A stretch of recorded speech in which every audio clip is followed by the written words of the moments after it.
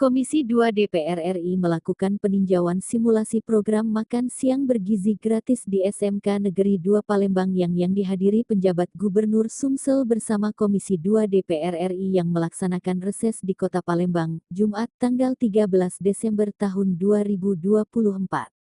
Pemerintah provinsi maupun pemerintah kabupaten kota belum menganggarkan program makan siang gratis bergizi gratis ini, terang Ketua Komisi 2 DPR RI Muhammad Rifki Nizami Karsayuda juga Ketua Tim Kunker ketika berada di SMK Negeri 2 Palembang.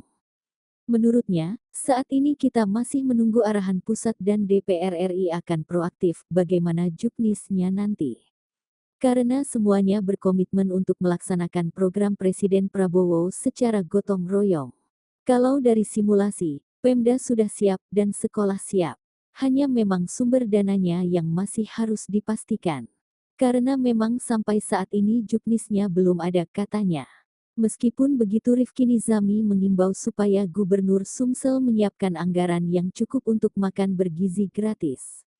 Karena memang sampai saat ini juknisnya belum keluar, sementara per Januari harus dilaksanakan.